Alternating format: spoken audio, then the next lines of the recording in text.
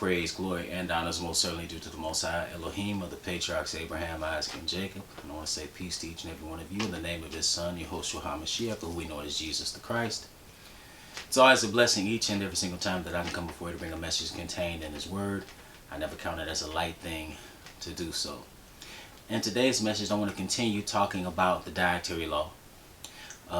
Yesterday, I dealt with how the dietary law was something that some believe, particularly in Christianity, that it is ceremonial and that it doesn't have to, and it no longer needs to be adhered to.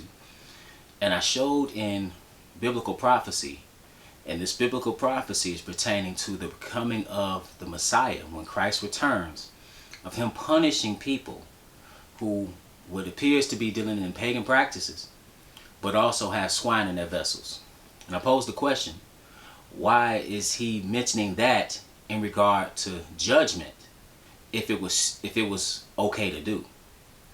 And the reality is that, you know, they've made these categories in trying to categorize and put into boxes what aspects of the law, whether you're talking about sacrificial, ceremonial, or moral. But the reality is that it's not necessarily the case when it's not the case actually when it comes to the dietary law. It is immoral to eat swine. Okay? And I talked about how when you look into the New Testament, it seems to be cases in which that is allowed, but if you go through those cases contextually, meaning you read them in context, you find out that He's not the word is not allowing for, particularly the writings of Paul, are not allowing for the consumption of swine or any other foods considered abominable. Okay? So now, and I just show you this. Let's go to, I'll give you an example of what I'm talking about. Certain laws, like certain laws of purification, there needs to be purification because it's ceremonial, if you will, because you are coming into contact, or you with, I don't say directly, but you're approaching the Lord. So when you look at the children of Israel, they had to be in a state of ritual purification as they approached the Lord. And there were certain things that would make them unclean. For example, leprosy would make you unclean. A woman on her menstrual meant she was unclean. Okay? When an emission from a man would make him unclean. This is for a period of time. Coming into contact with the dead, that would make one unclean. Now, this uncleanness did not equate to sin. It meant you were ritualistically unclean, okay, or ceremonially unclean. However, a man could not approach a woman on her menstrual in her uncleanness. A man couldn't lay with his wife while she was on her menstrual. You see what I'm saying? That didn't change. That's not like, okay, it's not like that's okay. You can do that now. No, that's not that's something that you shouldn't do. So it's the same thing with the law concerning diet. I want to show you an example of this, because this is something that and my grandfather, I tell this story. My grandfather, this is one of the when I came into some knowledge and some understanding of the book, I talked about eating certain things, and my grandfather was like, well, what about this in Acts 10 when he said you could eat anything? And so I'm going to read what he's talking about. So now, this is Acts 10, and I'll pick it up at verse 11. So now Peter is in a trance. He becomes hungry, and it says in verse 10, and I want to pay attention to what he saw and what he was told to do. And in verse 10, Acts 10 and 10, he became very hungry and would have eaten. But while they made ready, he fell into a trance, and saw heaven opened, and a certain vessel descending unto him, as it had been a great sheet knit at the four corners, and let down to the earth, wherein were all manner of four-footed beasts of the earth, and wild beasts, and creeping things, and fowls of the air. And there came a voice to him Rise, Peter, kill and eat. But Peter said, Not so, Lord, for I have never eaten anything that is common or unclean. Verse 15 reads, And the voice spake unto him again the second time, What God hath cleansed, that call not thou common. This was done thrice, and the vessel was received up again into heaven. So now, right then and there, my grandfather said, see, you can eat anything. Well, you better eat them greens with the with the ham hock in it. And I said, Big Daddy, this wasn't talking about food.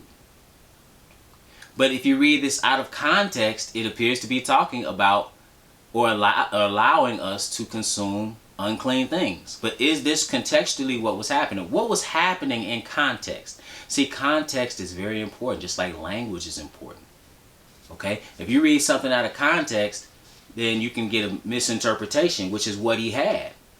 So now, what was going on? Well, prior to this, you had Cornelius. He was a centurion, and he was of the Italian band. Okay, so he was a Gentile. So now, if we pick it up at verse 1, we can gain some context. It says, There was a certain man in Caesarea called Cornelius, a centurion of the band called the Italian band, a devout man, and one that feared God with all his house, which gave much alms to the people and prayed to God always. He saw in a vision evidently about the 9th hour of the day an angel of God coming in to him, and saying unto him, Cornelius. And when he looked on him, he was afraid, and said, What is it, Lord? And he said unto him, Thy prayers and thine alms are come up for a memorial before God.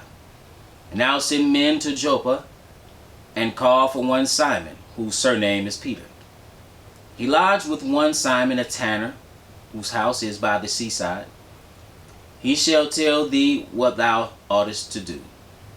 And when the angel which spake unto Cornelius was departed, he called 2 of his household servants, and a devout soldier of them that waited on him continually.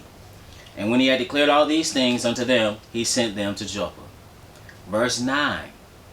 On the morrow, as they went on their journey and drew nigh unto the city. So as they're coming near, now this is a Gentile, right? These people don't have the word. They don't have the gospel. They are of another nation.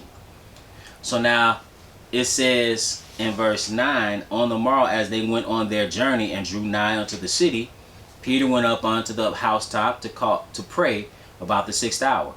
Now we have some context. Okay? Now we get some context to what's actually going on.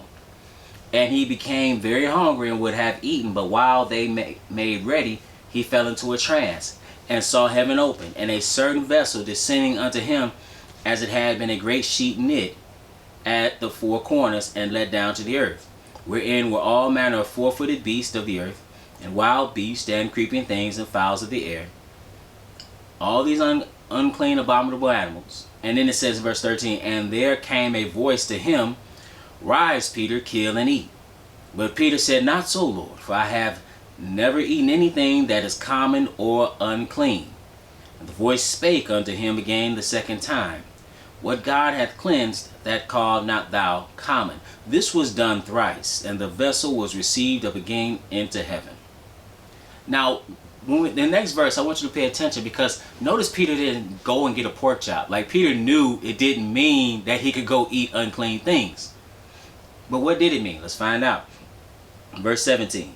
Now while Peter doubted in himself what the vision which he had seen should mean, again, because he knew it didn't mean he could eat pork. Behold, the men which were sent from Cornelius had made inquiry for Simon's house, and stood before the gate. So right then, you have what? You have this this timing, if you will. So as he's hungry, timing, he's shown all these things that are unclean to eat, and he said, "Don't call it common." He said, "I've not eaten anything common or unclean. I've not consumed anything common or unclean." He said, "Well, God had cleansed, that call now thou common." It's done thrice, and when he's doubted, and he's wondering what it should mean, you know, it says, now while Peter doubted in himself what this vision which he had seen should mean, behold, Now here come the men. The men which were sent from Cornelius, a Gentile, or Goyim, right? He's of the Goyim, he's of another nation, had made inquiry for Simon's house and stood before the gate, and called and asked whether Simon, which was surnamed Peter, was lodged there. See, because the angel didn't deal with him directly. Why? Because there's a protocol. He deals with his people, and then the people give this message to the world. That's how that actually works. And so now he said, while Peter thought on the vision, the Spirit said unto him, Behold, 3 men seek thee. Arise therefore and get thee down and go with them, doubting nothing. For I have sent them. See, had not this happened, he wouldn't have dealt with these people, because, you know, they didn't deal with other people like that. Right? They, you know, even though Israel many years prior left Egypt a mixed multitude, even though in Torah you had one law for the homeborn and one law for the stranger, at this particular time, we could surmise or infer that, hey, and even it was stated, and you see even the actions of Peter after this. You know, when Paul reprimands Peter for separating himself from the Gentiles when the Israelites come around. So now, he said, while Peter thought on the vision, the Spirit said unto him, Behold, 3 men seek thee. Arise therefore and get thee down and go with them, doubting nothing, for I have sent them. Then Peter went down to the men which were sent unto him from Cornelius, and said, Behold, I am he whom ye seek. What is the cause wherefore ye are come?